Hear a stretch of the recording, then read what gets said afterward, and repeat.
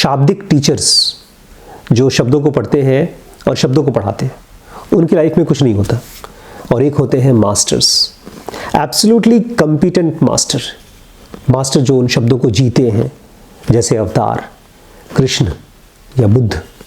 जब ऐसे टीचर्स पढ़ाते हैं तब वो नॉलेज खाली नॉलेज नहीं रह जाती, वो हो जाती है हायर साइंस ऑफ ज़िनोगा। वो एक साइंस हो जाता है जिसको आप इस तरह से समझते हैं कि वो आपकी लाइफ का पार्ट बन जाता है।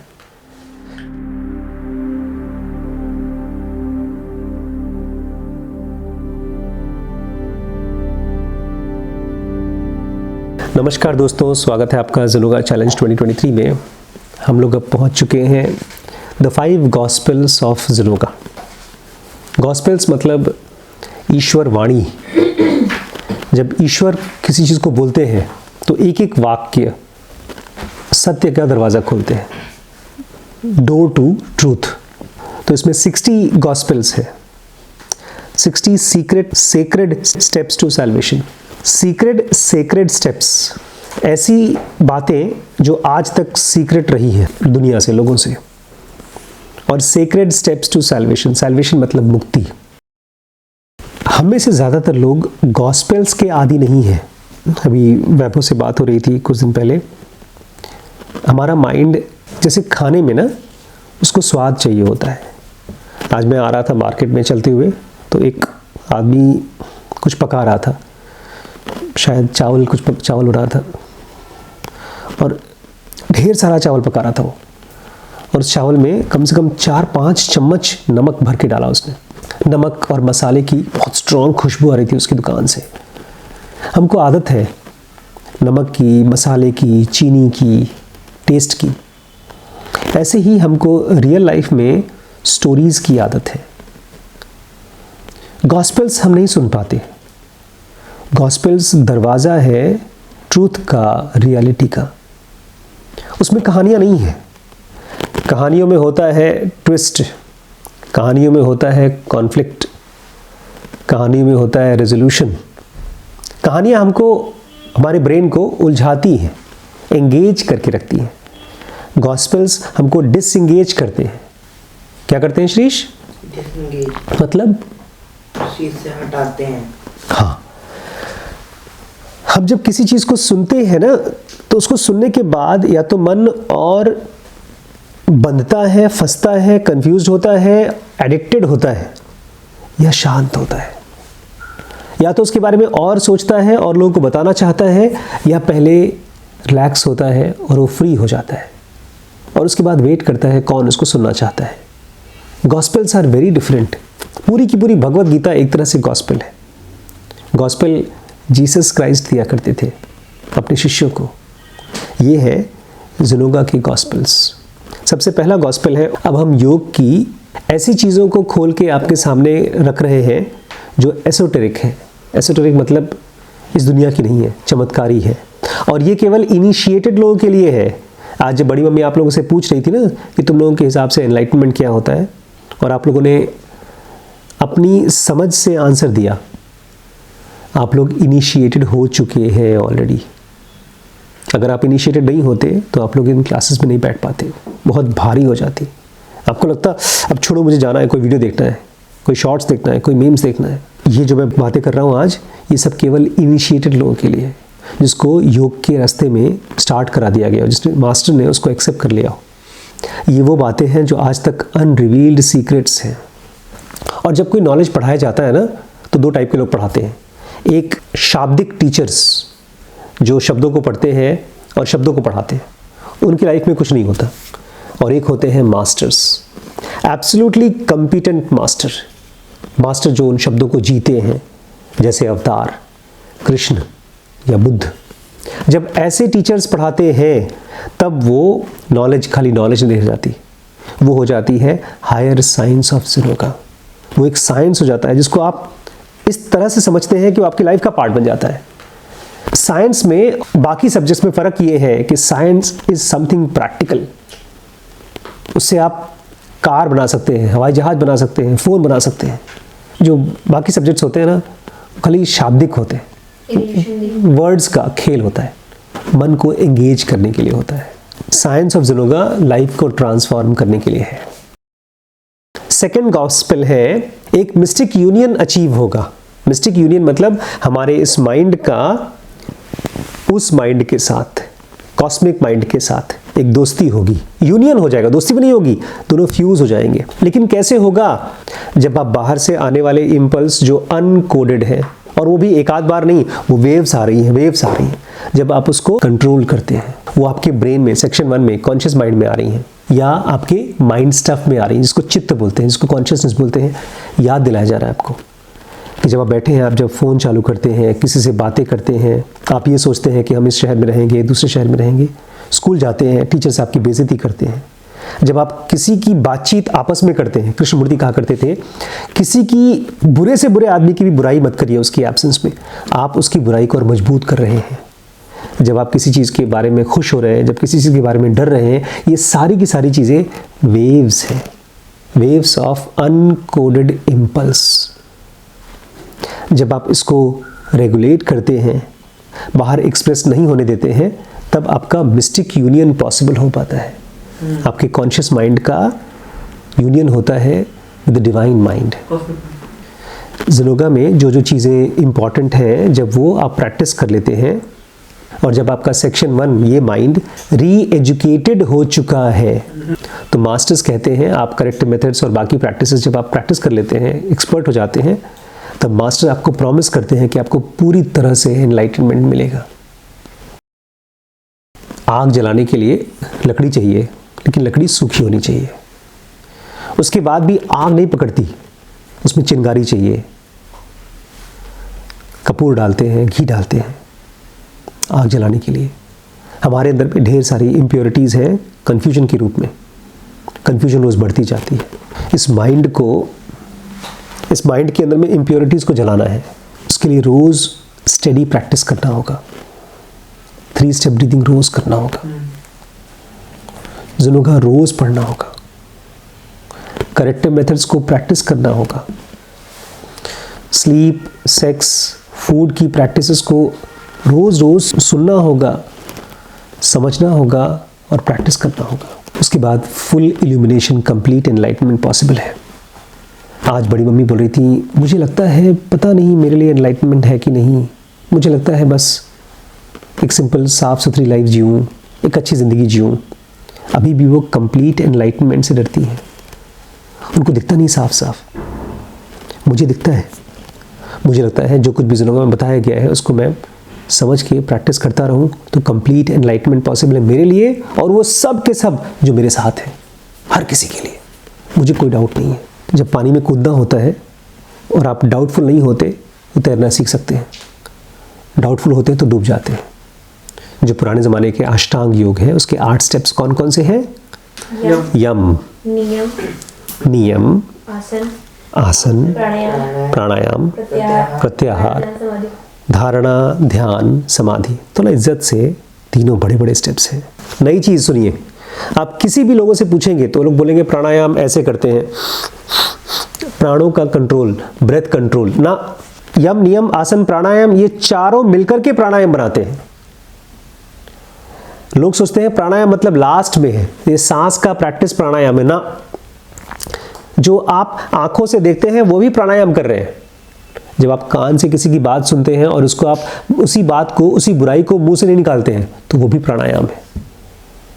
आपने एक प्राण लिया, एक इंपल्स लिया, लेकिन उसको कचरा बाहर नहीं निकाला। कुछ मशीन्स होती हैं, कुछ लोग होते हैं खाना खाते हैं जूठा छोड़ के चले जाते हैं। कुछ लोग होते हैं जब खाने की टेबल से उठते हैं तो एकदम साफ टेबल होता है। कुछ लोग होते हैं जो थॉट्स बाहर से लेते हैं, इंपल्स लेते हैं और उसको और गंदा करके छोड़ते हैं।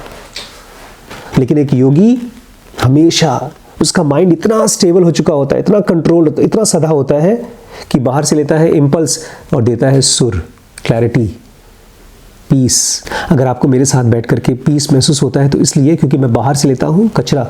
जैसे शंकर क्यों नीले है पता है ना?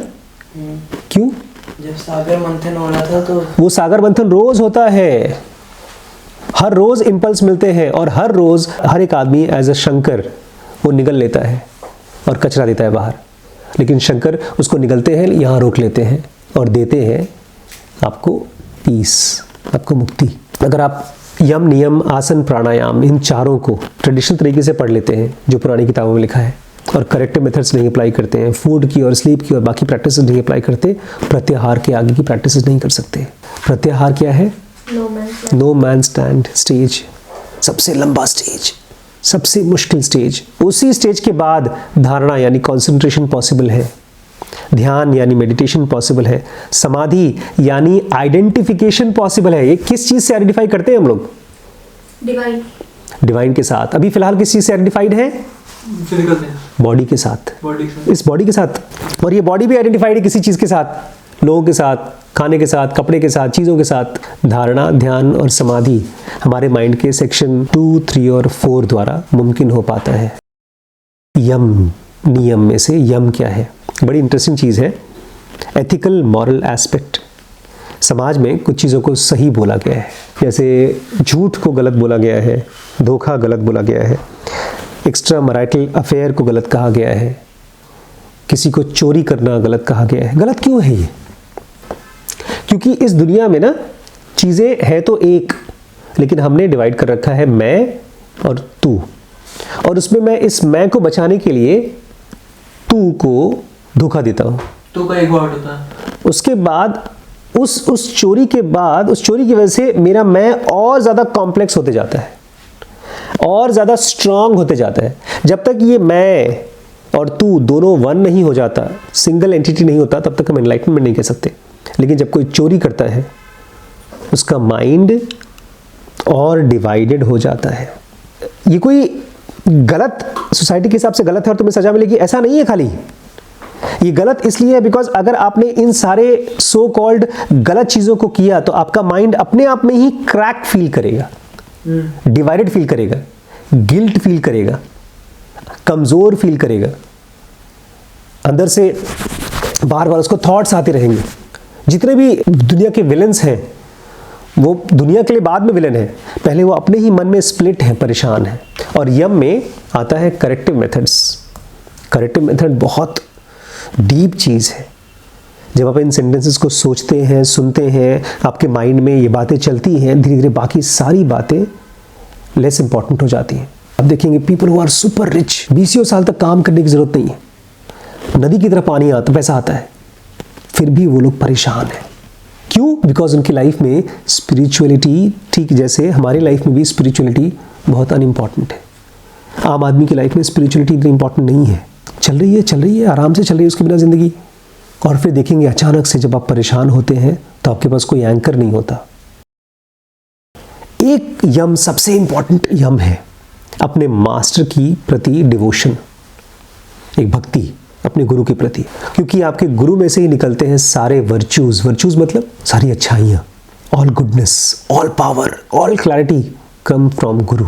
सबसे अच्छी चीज़ क्या है दुनिया में? Devotion to the master. Yama के कुछ डिटेल्स भी हैं। यम एक ऐसी ड्यूटी है जो पूरे ब्रह्मांड में हर किसी को करनी चाहिए, यूनिवर्सल ड्यूटी। और इसके बारे में ये मत कहिएगा नहीं मैं हिंदू हूं ना इसलिए मुझे नहीं करना है, ये क्रिश्चियन है ये इसका काम है, ये मेरा काम है ना।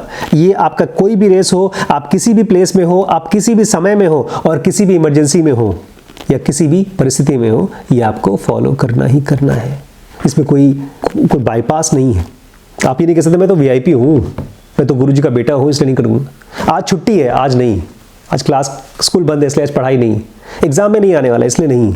लाइफ का एक मॉरल साइड है, वो साइड जो आपको फ्री करेगा, उससे आप एक भी दिन छुट्टी नहीं ले सकते। No holidays. और सबसे बेसिक यूनिवर्सल ड्यूटी क्या है पता है? कि आप अपने अंदर से लाइट एमिनेट करें, अपने अंदर से रोशनी दुनिया में फैलाएं। लेकिन रोशनी का मतलब वो चमकने लाइट नहीं, नॉलेज, ज्ञान, फ्रीडम, पीस, ये सबसे बड़ा यूनिवर्सल ड्यूटी है। और ये गुड कर्मास क्रिएट करता है। बहुत से लोग हैं जो बोलते हैं यार मेरे साथ ना मैं बैड लक हो गया, कुछ गलत हो गया, मेरे बुरे कर्म रहे होंगे।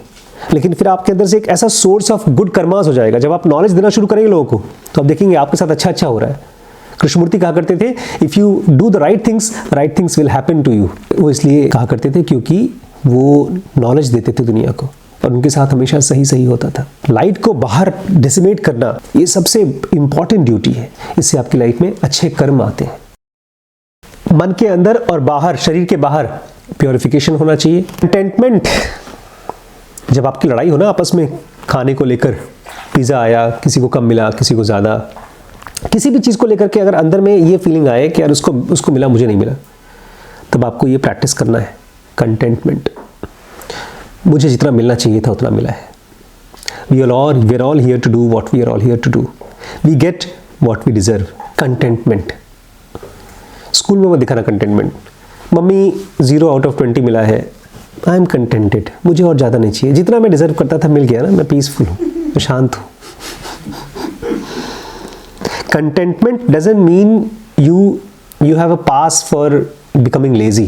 पास फॉर लेजी। आप जब कुछ काम करते हैं और बेकार काम करते हैं और बेकार रिजल्ट मिलता है तो आपके काम की वजह से है।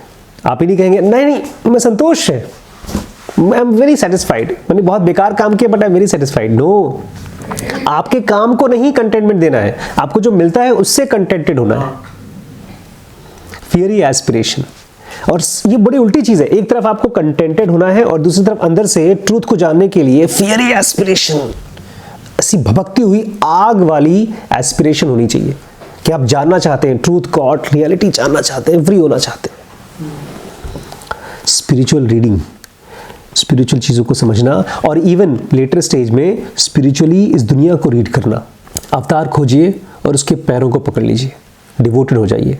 कोई मास्टर मिला है आपको जी, उसके चरणों को पकड़ लीजिए। एक इंपॉर्टेंट पॉइंट याद रखिएगा, जाके अपने गुरु के चरणों में पैर पकड़ के बैठ जाएं, दिन रात उसकी पूजा करें और मस्का मारें और जो मर्जी आए सो करें, तो उससे आप स्पिरिचुअली ग्रो नहीं होंगे। प्रैक्टिसेस करनी होंगी और गुरु के साथ जो आपका डिवोशन है वो अलग प्रैक्टिस है। ये उसकी जगह वो नहीं होता जो लोग अरे हम तो गुरुजी के चरणों में आ गए, आपके सानिध्य में, आपके शागिर्द हो चुके हैं, आपकी छत्र छाया में, और जाकर फिर चोरी कर रहे हैं, गलत काम कर रहे हैं, तो वो गुरु डिवोशन काम नहीं करता। आज का लास्ट गॉस्पेल। जब भी आपके मन में ऐसे विचार आए जो स्पिरिचुअल सक्सेस के अगेंस्ट है, मतलब कभी चोरी करने का, कुछ गलत करने का, या कोई और ऐसा थॉट जो स्पिरिचुअल सक्सेस के अगेंस्ट है, तो उससे उल्टा थॉट्स को आप कल्टीवेट करो। जैसे मेरे मन में थॉट आ रहा है आज ज़्यादा खा लेते हैं, आज झूठ बोल लेते हैं, थोड़ा सा झूठ बोल लेते हैं, थोड़ी सी चोरी कर लेते हैं, या किसी के साथ आलस करना है। तो इस टाइप के जब थॉट्स आते हैं तो बाद में अगर आपने गलती कर ली तो उसके बाद उसको ऑब्जर्व करिए और होने से पहले पहचानिए और उन थॉट्स का उल्टा थॉट्स प्रोड्यूस करिए। जैसे श्रीश ने उस दिन किया था, ऑब्जर्वेशन किया था। कौन सा बर्थडे? गौरी के बर्थडे के दिन गए थे हम लोग खाना खाने के लिए। अच्छा, मेरा बर्थडे था, तो उस दिन खाने के समय पिज़्ज़ा नहीं मिला तो उसने ऑब्जर्व किया। हम लोग बहुत बार मॉक करते हैं, ये तुम तो ज़्यादा अच्छा बनने की कोशिश कर रहे हो। नहीं, वो एंटी स्पिरिचुअल थॉट्स को कल्टीवेट होने से रोक रहा है। ये स्पिरिचुअल थॉट है। अगर आप किसी को बलिदान करते हैं तो इट्स अ स्पिरिचुअल थॉट। जब आपके मन में आता ना मुझे चाहिए, ये मेरा है, ये एंटी स्पिरिचुअल थॉट है। जब आप किसी का नुकसान कर सकते हैं तो एंटी स्पिरिचुअल थॉट है। किसी से छीन सकते हैं तो एंटी स्पिरिचुअल थॉट है। इसलिए जहां कहीं पर भी आप हल्का सा भी स्पिरिचुअल थॉट देखिए तो उसको अप्रिशिएट करिए, और आपके मन में अगर ऐसा कोई थॉट आ रहा है तो उसका एंटी कल्टीवेट करिए। Cultivate good thoughts. इसलिए मेरे मन में जब भी कोई ऐसा थॉट आता है नेगेटिव थॉट, तो मैं उसको बाहर बोलता नहीं हूँ। मैं देखता हूँ ये नेगेटिव थॉट क्यों चल रहा है यार, क्या चक्कर है, क्या कन्फ्यूजन है, क्या मैं बीमार हूँ। आज ही मैं वॉक कर रहा था, मेरा थकावट चल रही थी बॉडी में। मैंने कहा यार क्यों ऐसा हो रहा है, अच्छा कल योगा किया था, एक्स्ट्रा योगा कर लिया था, और उसी की वजह से मेरी बॉडी के साथ माइंड भी थका हुआ था, सोच नहीं पा रहा था। बहुत से ऐसे थॉट आ रहे थे, मैं नहीं करूँगा इस काम को, नहीं होगा, छोड़ो। Anti spiritual thoughts. शांत रहे, एक्सप्रेस नहीं किया, यहाँ पर आए, ये समय बैठे हुए हैं और स्पिरिचुअल थॉट्स को कल्टीवेट कर रहे हैं, उगा रहे हैं, खेती कर रहे हैं। जो खेत में ना जो फसल चाहिए होती है उसके साथ साथ बहुत सी बेकार फसल उग जाती है, उसको वीड्स बोलते हैं। तो ऐसे जब आपके मन में वीड्स आए, जब आप शॉर्ट्स देखते हैं वो वीड्स है, उसको देखिए, बट टाइम निकाल कर बोलिए मेरा शॉर्ट्स देखने का टाइम है आधे घंटे का, मैं उसको देखूंगा, उसके बाद मैं अपना आधा घंटा ये काम करूँगा। अदरवाइज आपकी फसल की जगह वही ग्रो हो जाएगा। At the end of the day आप देखेंगे आपने कुछ नहीं उगाया है, आपका माइंड केवल कचरे का फसल है। हमने अभी तक 8 गॉस्पेल्स कंप्लीट किए हैं, टोटल 60 गॉस्पेल्स हैं। कल और पढ़ते हैं।